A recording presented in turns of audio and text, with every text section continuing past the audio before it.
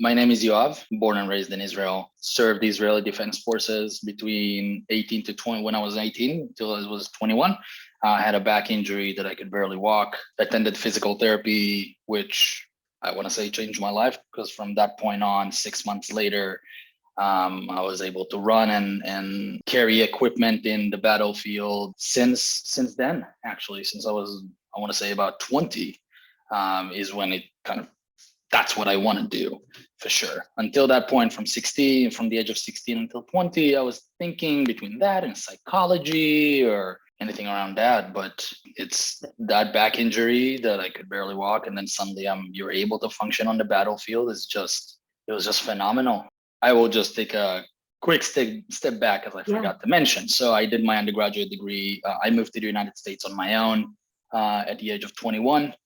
I did undergrad as well as working full time in Towson University in Baltimore. I applied once to PT schools in the States. I did not get in. I've never been a good student. I think my GPA was 3.08. But then I figured since I was traveling all over to begin with, and I moved from one country to the other anyways, I thought, well, why not do it again and just go to PT school somewhere else? So I applied to multiple schools in Amsterdam and in Australia, and I got in and I worked as a PTA, like most of us. PTA, the PT that I worked with in DC told me if you get into schools in the States versus Australia, go Australia. It's an experience. It's a great place to study. Do it. So I moved there. The first semester that we took was actually about neuromuscular disorders. And in one of those lectures, I got an email from my neurologist in Georgetown that I have limb girdle muscular dystrophy. So one side of my body is not functioning as well. So walking, and I'm probably going to end up in a wheelchair permanently at some point, but it just gives you more motivation to keep going. So anything that has to do with people's gait was something that I was flying through it because I knew my gait is imperfect. I knew what's going on with mine. So it was easier for me to spot it on others and see any discrepancies in their gait. Prosthetics, orthotics, mobility aids, all those things were the things that actually went well for me in PT school. And my parents asked me, well, what do you think now? And I said, what do you mean? And they said, well, are you going to continue? And I said, well, that's the only thing that is not going to change. And sometimes patients will ask me and I'll tell them, and they said, oh, it's good that you're in that profession, because you can fix yourself. And I like to say that I'm not a physical therapist because of my disability, but in spite of. It's always a challenge, but you meet people with laughter and you make fun of yourself sometimes and you use it to help them. Certain pathologies, certain conditions, terminology, that was a problem at one point.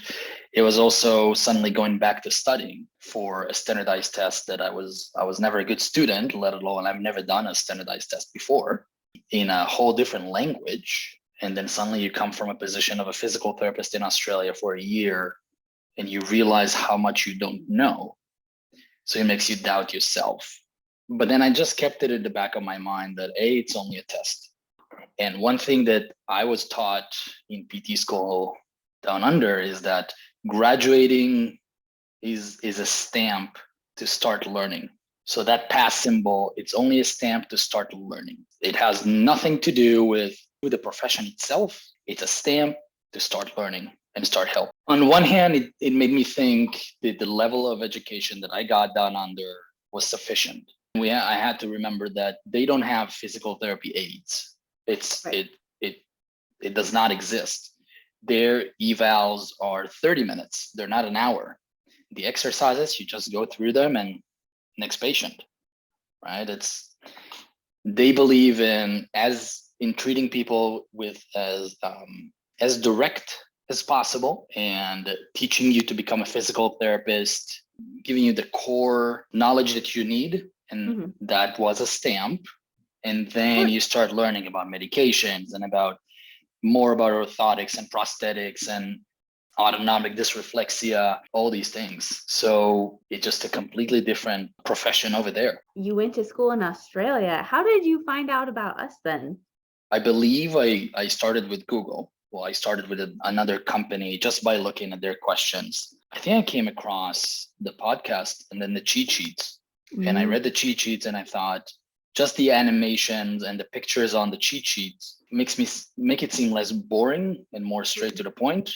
When I did my baseline exam, I reviewed the cheat sheets and I managed to get a lot of questions correct just because of just looking at the cheat sheets.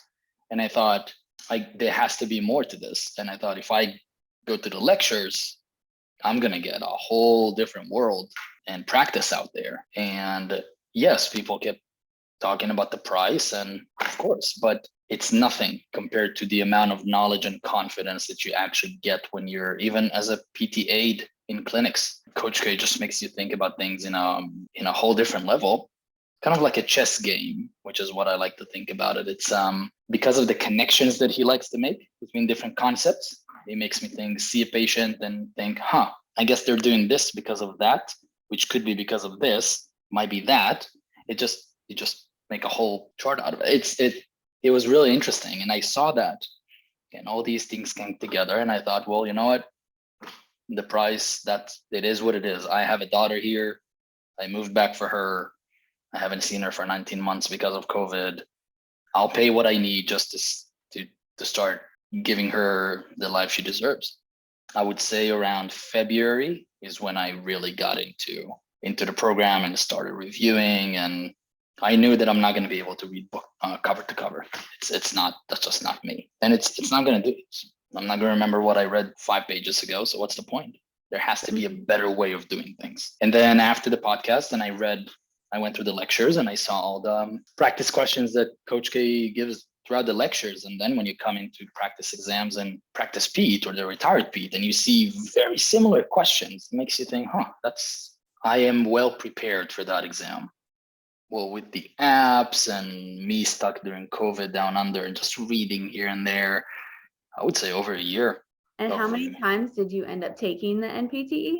3. The first time I wasn't as confident and I knew that chances are not very big that I'll pass it, but I've never taken a boards exam before. And I just wanted to go in there and see what that's all about. Sometimes I knew that I needed, or I know that I need it. But prepping for that exam, I just went through the lectures once and that was about it. The third exam, I was just starting from the topics and trying to spread and make as many connections as possible with a study group, or with a study partner. Since the pandemic started, I just needed it. I do not have energy to do anything for the last week. I can barely move at this point. I just want to sleep all the time because I lost my father during COVID. I have not seen my daughter, and my ex decided to get a divorce. And it was just everything within the divorce and my dad was about 2 weeks apart.